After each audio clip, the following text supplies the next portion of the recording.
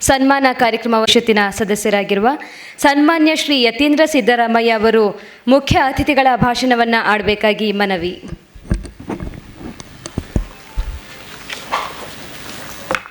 ಎಲ್ಲರಿಗೂ ನಮಸ್ಕಾರ. ಇವತ್ತು ನಮ್ಮ ಮೈಸೂರು ವಿಶ್ವವಿದ್ಯಾನಿಲಯದಲ್ಲಿ ಪರಂಜ್ಯೋತಿ ಮಂಟೇಸ್ವಾಮಿ ಒಂದು ಮರುದರ್ಶನ ಈ ಒಂದು ವಿಚಾರವಾಗಿ ಒಂದು ವಿಚಾರ ಸಂಕಿರಣನ ಮೈಸೂರು ವಿಶ್ವವಿದ್ಯಾನಿಲಯದವರು, ಆಕಾಶವಾಣಿ ಮೈಸೂರು FM ಮತ್ತು ಬೋಧಿವೃಕ್ಷ ಸೊಸೈಟಿ ಫಾರ್ ಡೆವಲಪ್ಮೆಂಟ್ ಮತ್ತು ಕರ್ನಾಟಕ ಜಾನಪದ ಅಕಾಡೆಮಿ ಇವರೆಲ್ಲರೂ ಕೂಡ ಸಂಯುಕ್ತವಾಗಿ ಸೇರಿ ಈ ಒಂದು ವಿಚಾರ ಸಂಕಿರಣನ ಏರ್ಪಾಡು ಮಾಡಿದ್ದಾರೆ.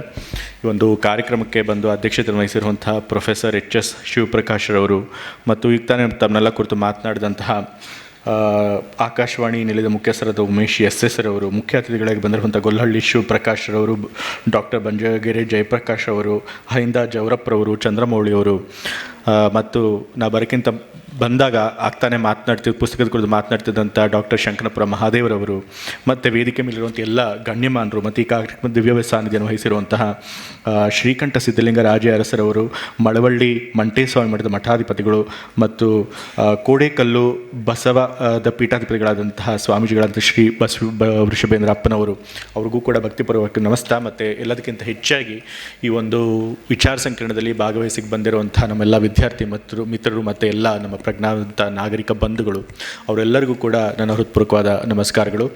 ಮತ್ತು ಎಲ್ಲದಕ್ಕಿಂತ ಹೆಚ್ಚಾಗಿ ಒಂದು ಕಾರ್ಯಕ್ರಮದ ಕೇಂದ್ರ ಬಿಂದು ಇವತ್ತು ಮಂಟೇಸ್ವಾಮಿಯವರ ಬಗ್ಗೆ ಈಗಾಗಲೇ ಒಂದು ಧರೆಗೆ ದೊಡ್ಡವರು ಅಂತ ಹೇಳಿ ಒಂದು ಕಾದಂಬರಿನ ರಚಿಸಿ ಈಗ 2ನೇ ಕಾದಂಬರಿ ಧರೆಗೆ ತಂದವರು ಅಂತ ಹೇಳಿ 2ನೇ ಕಾದಂಬರಿ ರಚಿಸಿರುವಂತಹ ಲಕ್ಷ್ಮಣ ಕೌಂಟೆ ಅವರು, ಅವರೆಲ್ಲರಿಗೂ ಕೂಡ ನಮಸ್ಕಾರಗಳು. ಇದೊಂದು ಒಳ್ಳೆಯ ಪ್ರಯತ್ನ ಮಾಡ್ತಿದ್ದಾರೆ. ಹಲವಾರು ಸಂಸ್ಥೆಗಳು ಸೇರಿ ಒಂದು ವಿಚಾರ ಸಂಕಿರಣನ ನಡೆಸ್ತಾ ಇದ್ದಾರೆ. ಲಕ್ಷ್ಮಣ್ ಕೌಂಟೆಯವರು ನನಗೆ ನೇರವಾಗಿ ವೈಯಕ್ತಿಕವಾಗಿ ಪರಿಚಯ ಇಲ್ಲ. ಹೈಂದ ಜವರಪ್ಪ ಅವರು ಈ ಒಂದು ಕಾರ್ಯಕ್ರಮಕ್ಕೆ ಬರಬೇಕು ಅಂತ ಹೇಳಿದ್ರು. ಮತ್ತು ಲಕ್ಷ್ಮಣ್ ಕೌಂಟೆಯವರು ಕೂಡ ಬಂದು ಕರೆದ್ರು, ಈ ಒಂದು ಕಾರ್ಯಕ್ರಮಕ್ಕೆ ಬನ್ನಿ ಅಂತ ಹೇಳಿ. ಮತ್ತು ಅವ್ರ ಪುಸ್ತಕನ ಕೂಡ ಕೊಟ್ಟರು, ಧರೆಗೆ ದೊಡ್ಡವರು ಅಂತ ಹೇಳಿ ಅನ್ನೋ ಒಂದು ಪುಸ್ತಕನ. ಆ ಪುಸ್ತಕನ ನಾನು ಇನ್ನೂ ಓದೋಕ್ಕೆ ಶುರು ಮಾಡಿದೆ, ಕೆಲವು ಪುಟಗಳನ್ನು ಮಾತ್ರ ಓದಿದ್ದೆ. ಅದು ಮುಖ್ಯವಾಗಿ ಮಂಟೇಸ್ವಾಮಿಯವ್ರ ಬಗ್ಗೆ ಅದನ್ನು ಕೇವಲ ಒಂದು ಇತಿಹಾಸದ ರೀತಿ, ಒಂದು ನಾನ್ ಫಿಕ್ಷನಲ್ ಪುಸ್ತಕದ ರೀತಿ ಅಲ್ಲದೆ ಅದನ್ನು ಒಂದು ಕಾದಂಬರಿಯಾಗಿ ಮಾಡಿ ಅದು ಜನರಿಗೆ ರುಚಿಸೋ ರೀತಿ ಒಂದು ಕೃತಿಯನ್ನು ರಚಿಸಿದ್ದಾರೆ. ಅದ್ರ ಮೂಲಕ ಜನಸಾಮಾನ್ಯರಿಗೂ ಕೂಡ ತಲುಪಿ, ಎಲ್ಲ ಓದುಗರಿಗೂ, ಎಲ್ಲ ರುಚಿಯ ಓದುಗರಿಗೂ ಕೂಡ ಅದು ತಲುಪಿ ಮಂಟೇಸ್ವಾಮಿಯವ್ರಿಗೆ ಬಗ್ಗೆ ತಿಳ್ಕೊಳ್ಳೋದಕ್ಕೆ ಸಾಧ್ಯ ಆಗೋ ರೀತಿ ಅವರು ಮಾಡಿಕೊಟ್ಟಿದ್ದಾರೆ. ಹಾಗಾಗಿ ಇದೊಂದು ನಿಜವಾಗ್ಲೂ ಒಂದು ಸ್ತುತ್ಯಾರ್ಹವಾದಂಥ ಪ್ರಯತ್ನ. ಒಂದು ಪ್ರಯತ್ನಕ್ಕೆ ನಾನು ನಮ್ಮ ಲಕ್ಷ್ಮಣ ಕೌಂಟೆ ಅವರಿಗೆ ನಾನು ಅಭಿನಂದನೆಗಳನ್ನು ತಿಳಿಸೋದಕ್ಕೆ ಇಷ್ಟಪಡ್ತೇನೆ. ಯಾಕೆ ಅಂತಂದರೆ ಮಂಟೇಸ್ವಾಮಿಯವರಾಗಲಿ, ರಾಚಪ್ಪ, ನೀಲಪ್ಪಾಜಿ, ಚನ್ನಾಜಮ್ಮ ಅಥವಾ ಮಹದೇಶ್ವರ ಕಾವ್ಯ ಇರೋದು, ಇದ್ರ ಬಗ್ಗೆ ಎಲ್ಲ ನಮ್ಗೆ ಯಾರಿಗೂ ಹೆಚ್ಚಾಗಿ ಗೊತ್ತಿಲ್ಲ. ಇವರು ಹೆಚ್ಚಾಗಿ ಜನಸಾಮಾನ್ಯರ ಜೊತೆ ಬೆರೆತು ಆಧ್ಯಾತ್ಮ ಜ್ಞಾನನ ಜನರಿಗೆ ಹಂಚಿಕೊಟ್ಟಂಥವ್ರು. ಯಾಕೆ ಅಂತಂದರೆ ಈ ಆಧ್ಯಾತ್ಮ ಜ್ಞಾನ ಅನ್ನೋದು ಕೇವಲ ಯಾರು ಸಮಾಜದಲ್ಲಿ ಮೇಲ್ವರ್ಗದವ್ರು ಇರ್ತಾರೆ, ಯಾರು ಓದಿರ್ತಾರೆ, ಆಗಿನ ಕಾಲದಲ್ಲಿ ಓದು ಎಲ್ಲರಿಗೂ ಸಿಗ್ತಾ ಇರಲಿಲ್ಲ. ಯಾಕೆಂತಂದರೆ ಜಾತಿ ವ್ಯವಸ್ಥೆಯಲ್ಲಿ ವಿದ್ಯೆಯನ್ನು ಕೇವಲ ಕೆಲವರಿಗೆ ಮಾತ್ರ ಸೀಮಿತ ಮಾಡಿದರು. ಯಾರು ಮೇಲ್ವರ್ಗದವ್ರು ಇರ್ತಾರೆ, ಮೇಲ್ಜಾತಿಯವರು ಇರ್ತಾರೆ, ಅವರು ಮಾತ್ರ ಸಂಸ್ಕೃತ ಓದ್ಬೋದಾಗಿತ್ತು, ಅವರು ಮಾತ್ರ ಶಾಸ್ತ್ರಗಳನ್ನು ಅಧ್ಯಯನ ಮಾಡಬೇಕಾಗಿತ್ತು. ಆದರೆ ಬಹುಸಂಖ್ಯಾತ ಜನರು, ಹೆಚ್ಚಾಗಿ ತಳ ಸಮುದಾಯದ ಜನರು ವಿದ್ಯೆಯಿಂದ ವಂಚಿತರಾಗಿದ್ದರು. ಅವರಿಗೆ ಶಾಸ್ತ್ರಗಳನ್ನೇ ಓದದೇ ಇದ್ದಾಗ ಆಧ್ಯಾತ್ಮದಲ್ಲೂ ಕೂಡ ಅವರಿಗೆ ರುಚಿ ಬರೋಕ್ಕಾಗ್ತಿರಲಿಲ್ಲ, ಆಧ್ಯಾತ್ಮದಲ್ಲಿ ಪ್ರಗತಿ ಕೂಡ ಸಾಧಿಸೋಕ್ಕಾಗ್ತಾ ಇರಲಿಲ್ಲ. ದೇವರುಗಳ ಮಧ್ಯೆ ಕೂಡ ಮಧ್ಯವರ್ತಿಗಳನ್ನು ತಂದುಬಿಟ್ಟಿದ್ರು. ನಾವು ಏನಾದರೂ ದೇವರನ್ನು ಪೂಜೆ ಮಾಡಬೇಕು ಅಂತಂದರೆ ನಾವು ನೇರವಾಗಿ ಪೂಜೆ ಮಾಡೋಕ್ಕಾಗ್ತಾಯಿಲ್ಲ. ದೇವಸ್ಥಾನಗಳಿಗೆ ಹೋಗಿ ಯಾರೇ ಹೋಗಿ ಪೂಜೆ ಮಾಡೋಕ್ಕಾಗ್ತಿರಲ್ಲ, ಗರ್ಭಗುಡಿಗಳಿಗೆ ಎಲ್ಲರೂ ಕೂಡ ಹೋಗಿ ಪ್ರವೇಶ ಮಾಡೋಕ್ಕಾಗ್ತಿರಲ್ಲ. ಅಲ್ಲಿಗೂ ಒಬ್ಬ ಮಧ್ಯವರ್ತಿ ಬೇಕಾಗಿತ್ತು. ನೇರವಾಗಿ ದೇವರನ್ನ ಪೂಜೆ ಕೂಡ ಮಾಡೋದಕ್ಕೆ ಅವಕಾಶ ಇರಲಿಲ್ಲ. ಅಂಥ ಸಮಯದಲ್ಲಿ ಗರ್ಭಗುಡಿಲಿದ್ದಂಥ ದೇವರುಗಳನ್ನು ಜನಸಾಮಾನ್ಯರ ಮಧ್ಯೆ ತಂದಂಥ ಪ್ರಯತ್ನ ಮಾಡಿದವರು ಅಂತಂತಂದರೆ ಬಸವಾದಿ ಶರಣರು.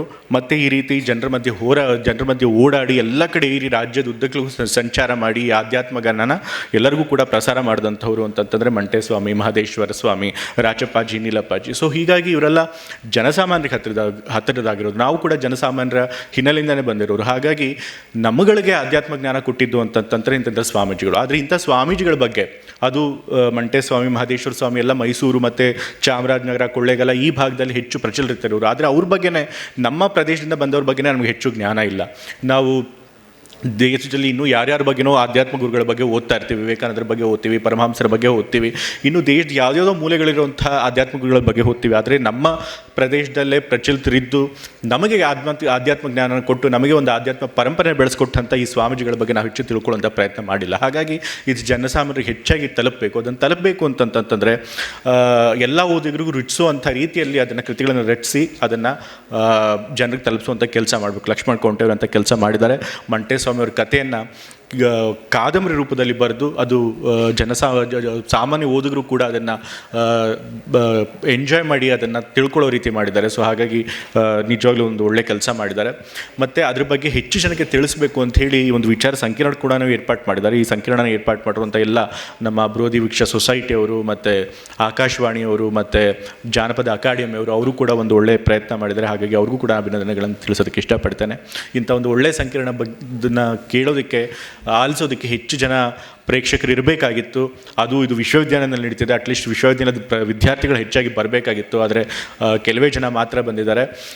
ಆದರೆ ಈ ಪುಸ್ತಕಕ್ಕೆ ಹೆಚ್ಚು ಪ್ರಚಾರ ಸಿಗಲಿ, ಈ ಕೃತಿಯನ್ನು ಹೆಚ್ಚು ಜನ ಕೊಂಡ್ಕೊಂಡು ಓದ್ಕೊಳ್ಳಿ, ಅದ್ರ ಮೂಲಕ ನಮ್ಮ ಜಾನಪದ ಬೇರುಗಳನ್ನು, ನಮ್ಮ ಜಾನಪದ ಪರಂಪರೆಯನ್ನು ತಿಳ್ಕೊಳ್ಳುವಂತಹ ಅವಕಾಶ ಎಲ್ರಿಗೂ ಆಗಲಿ ಅಂತ ಈ ಸಂದರ್ಭದಲ್ಲಿ ನಾನು ಆಶಿಸೋಕ್ಕೆ ಇಷ್ಟಪಡ್ತಾ ಇದ್ದೇನೆ. ಮತ್ತು ಇಂಥ ಒಂದು ಒಳ್ಳೆಯ ಕಾರ್ಯಕ್ರಮ ಮಾಡಿ ಇವತ್ತು ನನ್ನನ್ನು ಕೂಡ ಈ ಒಂದು ಕಾರ್ಯಕ್ರಮಕ್ಕೆ ಆಹ್ವಾನಿಸಿ ನಿಮ್ಗಳ ಜೊತೆ ಭಾಗಿಯಾಗೋದಕ್ಕೆ ಅವಕಾಶ ಮಾಡಿಕೊಟ್ಟಿದ್ದಕ್ಕೆ ನನಗೆ ಆಹ್ವಾನ ಆಗಿದ್ದಂಥ ಎಲ್ಲ ಗಣ್ಯರಿಗೆ ನಾನು ಮತ್ತೊಮ್ಮೆ ಕೃತಜ್ಞತೆ ಸಲ್ಲಿಸಿ ನನ್ನ ಮಾತುಗಳನ್ನು ಮುಗಿಸ್ತಾ ಇದ್ದೆ. ಕಾರ್ಯಕ್ರಮದಲ್ಲಿ ಮುಖ್ಯ ಅತಿಥಿಗಳಾಗಿ ಆಗಮಿಸಿ ಇಷ್ಟೊತ್ತು ನುಡಿಗಳನ್ನಾಡಿದಂತಹ ಸನ್ಮಾನ್ಯ ಶ್ರೀ ಯತೀಂದ್ರ ಸಿದ್ದರಾಮಯ್ಯ ಅವರಿಗೆ ತುಂಬ ಮನದ ಧನ್ಯವಾದಗಳು. ಇದೀಗ ಶ್ರೀಯುತರಿಗೆ ಆಯೋಜಕರಿಂದ ಒಂದು ಪುಟ್ಟ ಸನ್ಮಾನ.